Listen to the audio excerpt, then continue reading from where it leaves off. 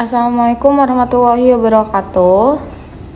Kami dari kelompok 6 akan menjelaskan materi tentang hukum ketenagakerjaan dan hubungan industrial penyelesaian baru. Baik, yang pertama ada pengertian dan ruang lingkup hukum ketenagakerjaan. Jadi, hukum ketenagakerjaan merupakan aturan hukum yang mengatur hubungan antara pekerja, pengusaha, dan pemerintah, yang bertujuan untuk menciptakan keseimbangan antara hak dan kewajiban kedua pihak agar hubungan pekerja berjalan adil dan harmonis.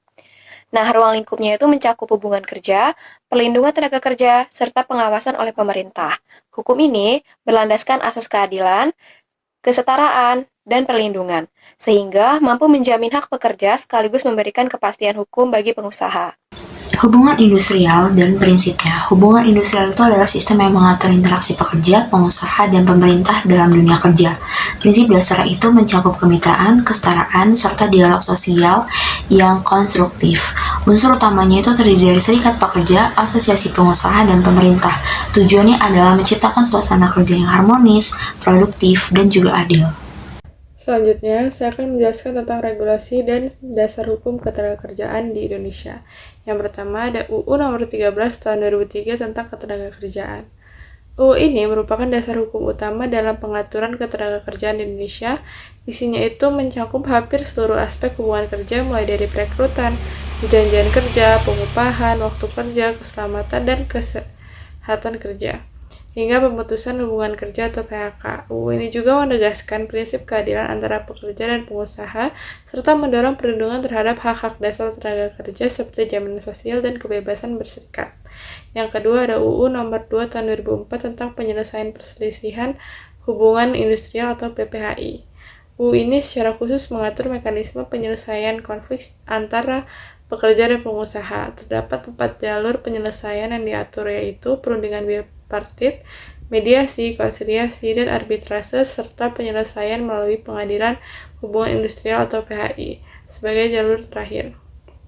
Tujuan UU ini adalah menciptakan proses penyelesaian yang adil, cepat, dan efisien agar hubungan kerja tetap harmonis.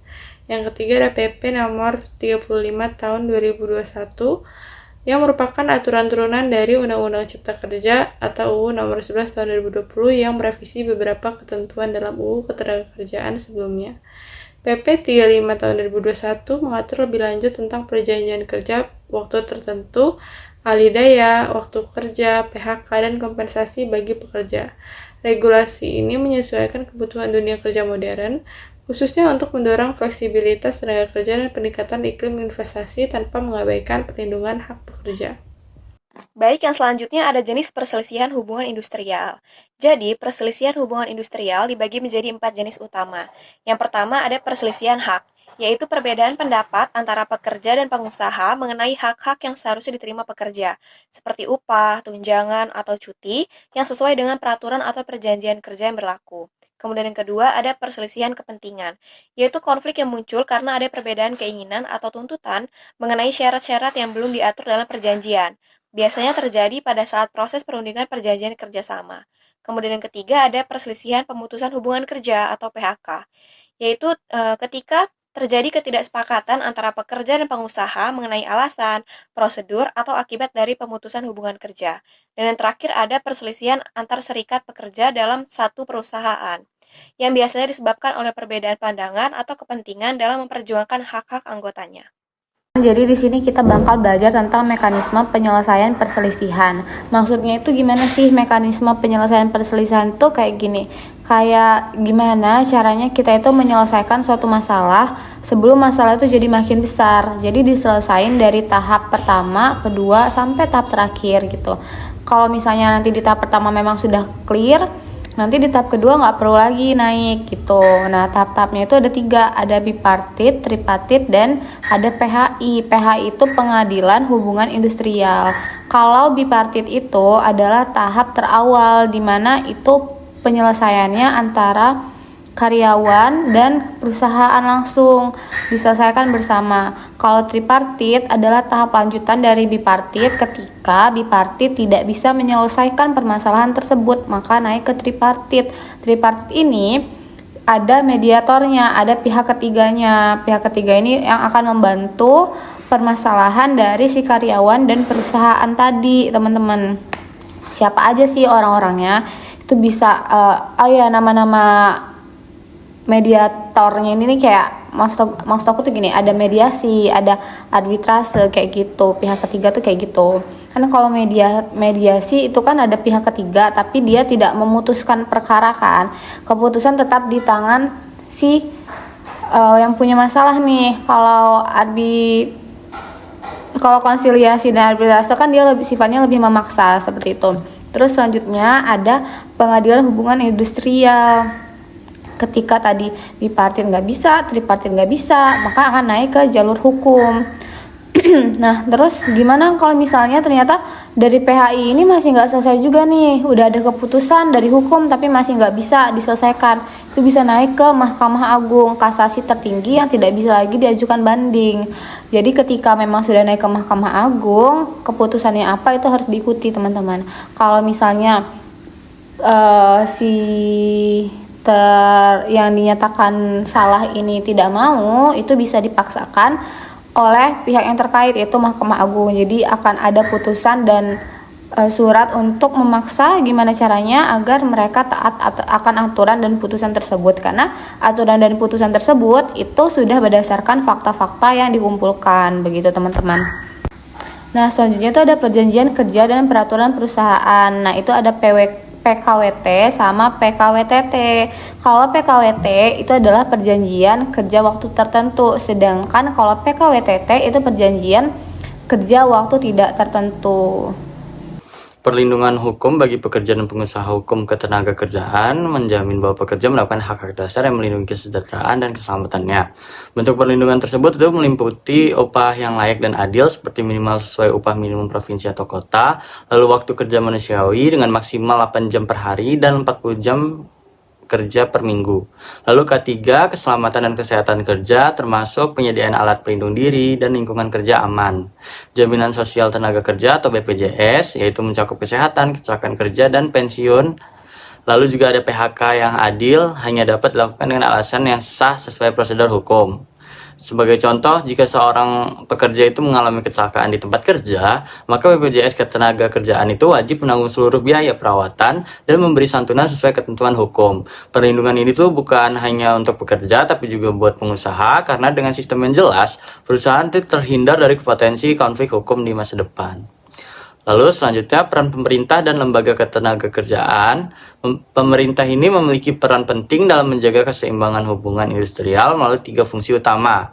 Yang pertama, sebagai regulator. Pemerintah itu membuat peraturan perundangan yang menjadi pedoman pelaksanaan hubungan kerja. Lalu sebagai mediator, yaitu pemerintah memfasilitasi penyelesaian sengketa kerja antara pekerja dan pengusaha. Lalu sebagai pengawas, di mana pemerintah itu memastikan setiap perusahaan menaati aturan ketenagakerjaan yang berlaku. Contoh, Dinas Tenaga Kerja atau Disnaker melakukan pengawasan ke perusahaan-perusahaan di daerah untuk memastikan pembayaran upah sesuai upah minimum provinsi atau UMP dan standar keselamatan kerja itu dapat terpenuhi.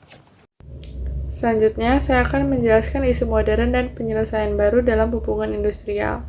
Yang pertama, ada Flexible Working Arrangement atau FWA. Konsep ini mencakup pengaturan kerja yang lebih fleksibel, seperti work from home, flexi time, dan hybrid work. Tujuannya adalah memberi keseimbangan antara kehidupan pribadi dan pekerjaan. Namun, perubahan ini menuntut pembaruan kebijakan terutama terkait jam kerja, pengawasan, serta penilaian kinerja agar tetap adil bagi pekerja dan efektif bagi perusahaan. Yang kedua, ada gig economy, freelance, dan digital labor. Fenomena gig economy membuat banyak pekerja beralih menjadi freelancer atau independent contractor melalui platform digital. Model kerja ini menawarkan fleksibilitas tetapi juga menimbulkan persoalan hukum baru, yaitu status hubungan kerja yang tidak jelas, tidak adanya jaminan sosial, dan risiko ketidakstabilan pendapatan. Karena itu, pemerintah dan perusahaan perlu mengembangkan regulasi baru agar pekerja non-tradisional ini tetap dapat mendapat perlindungan hukum yang layak.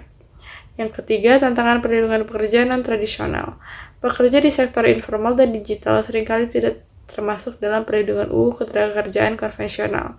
Ini menuntut pendekatan baru dalam hubungan ketenagakerjaan, misalnya perluasan jaminan sosial untuk pekerja mandiri, serta pengaturan kontrak kerja digital agar hubungan kerja lebih transparan.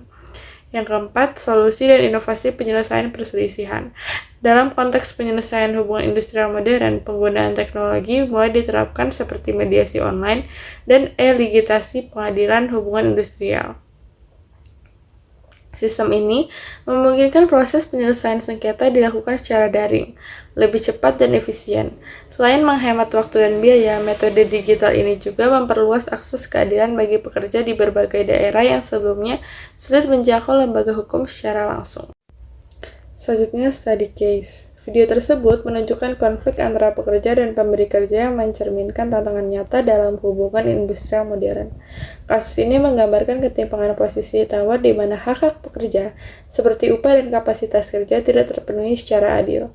Situasi ini memperlihatkan perlunya perlindungan hukum yang lebih kuat bagi pekerja dalam sistem kerja fleksibel dan digital. Dari perspektif hubungan industrial, kasus ini menegaskan pentingnya keseimbangan antara kepentingan pekerja dan pengusaha.